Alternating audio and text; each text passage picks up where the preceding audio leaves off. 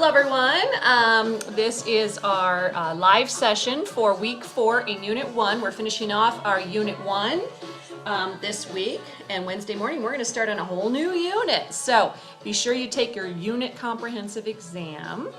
Hopefully not too many of you fell for my prank that I did in the announcements. Hopefully you guys enjoyed that. And you did get to experience the gas response. So let's talk about what we covered this week. We focused on stress in a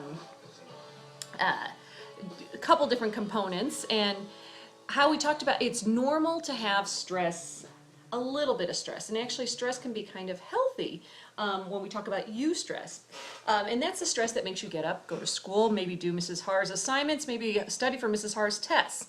But the bad stress, this is the physical responses that start to get engaged in long term. So if you're continually stressed for a long term and you experience that gas response, that general adaptation syndrome, where your heartbeat was elevated, your respirations were going quicker, your muscles were tensed, perhaps you started sweating. If those continue over a long term, maybe not so exaggerated, but even slight elevations, they can really affect your health.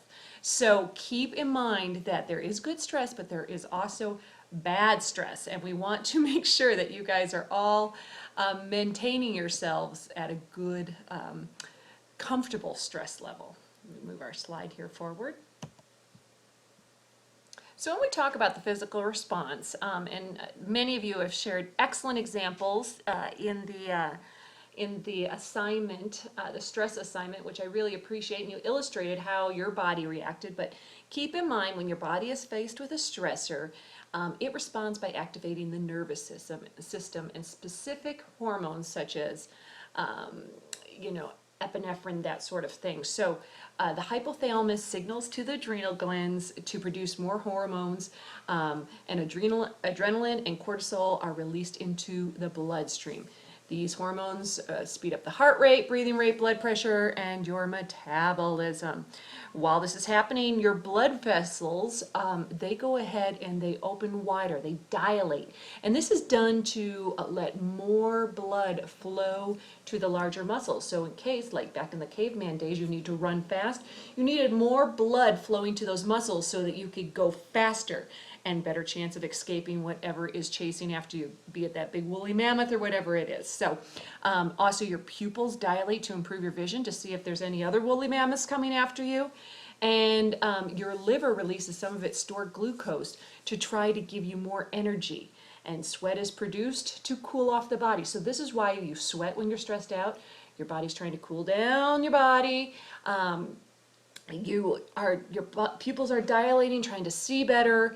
Your blood vessels are dilating so that more blood can get to the large muscles so you can react. This is all done, and this is all based on what happened way back in the day when we were designed to help protect us. It was the fight or flight response.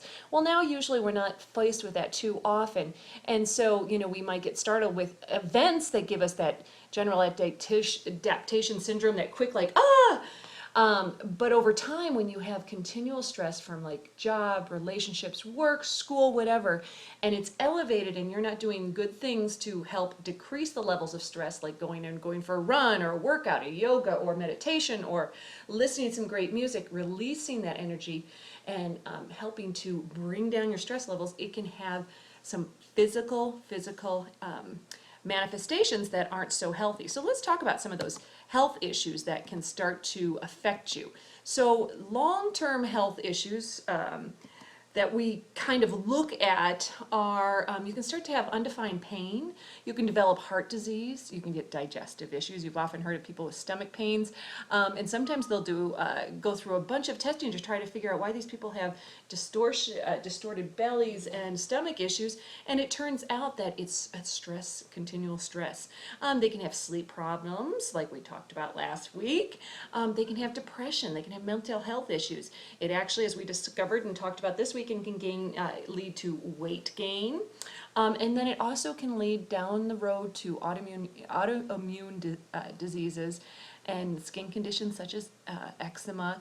There's also been some studies, and it hasn't been clarified, but they're saying that long-term stress perhaps could increase your chances of getting certain types of cancer. So just a bunch of things that can happen that are nasty from long-term stress. So what we take away from that is what can we do to decrease the amount of stress over the long term so we're not setting ourselves up for some of these health issues.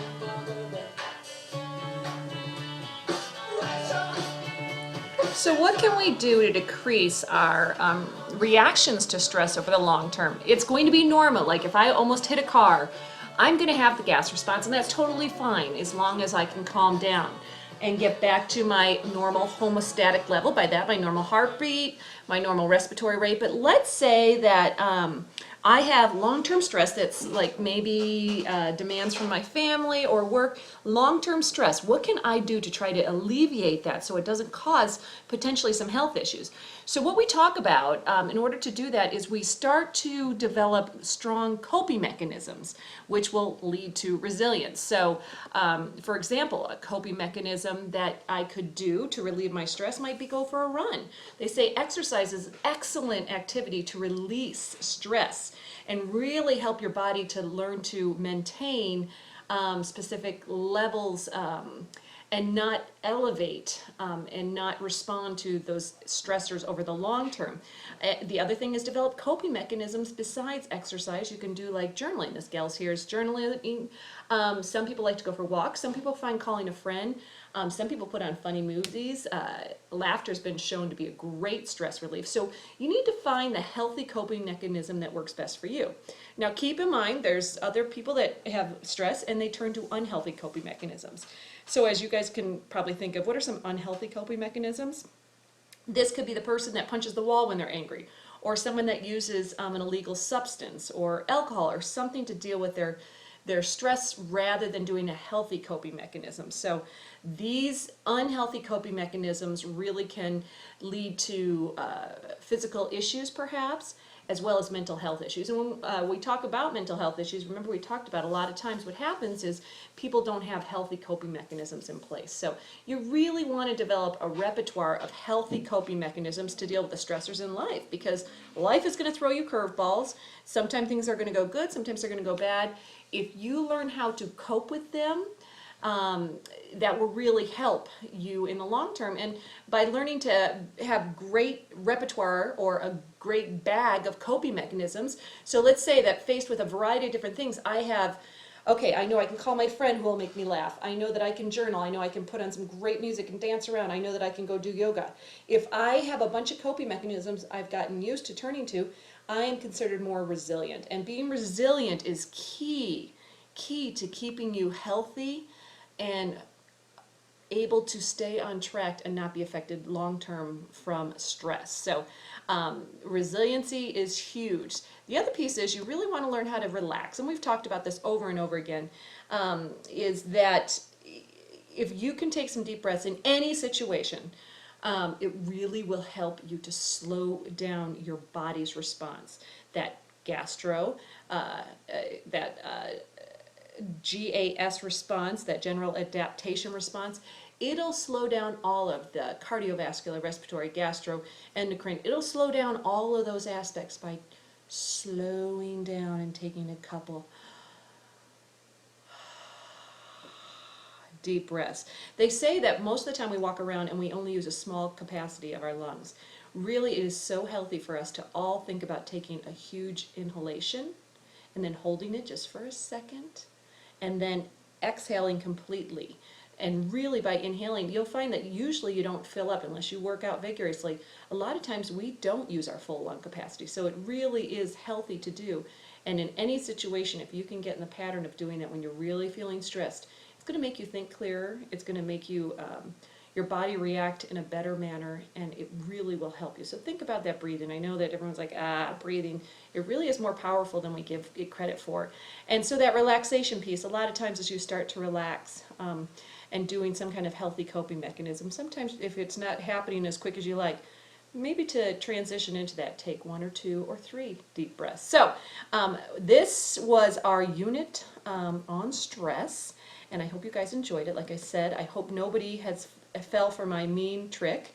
Your MHTA is, I want you guys to upload one unhealthy coping mechanism to me. So an example of an unhealthy coping mechanism, sometimes called a maladaptive, and also upload one healthy coping mechanism. So into the Dropbox, you're going to put one healthy coping mechanism that you could choose to do, be it whatever it is. Just think you can get as creative as you want, something unhealthy and something healthy coping mechanism. You're going to upload those to the Dropbox. And then you are done for this week if you have completed all of the things on our agenda. Remember the health, sorry, didn't get to my slide. MHTA, upload an example of a healthy coping mechanism and one example of an unhealthy coping mechanism. So two things you're going to be uploading there. And then you're done this week if you've completed these things. Keep in mind, you are doing the Unit 1 comprehensive exam. So that's over sessions 1, 2, 3, 4, our first weeks. Make sure that you review your notes before taking it, and then you have as long as you like to take it in that time period. I don't have it like set so that in 1 hour you have to complete it. So take your time, try your best, and next week we're starting our new unit, which is on nutrition. So that is what we have coming forward. Anyhow, I will leave you now. I hope you guys have picked up some ways to cope with stress for this week that will help you going forward.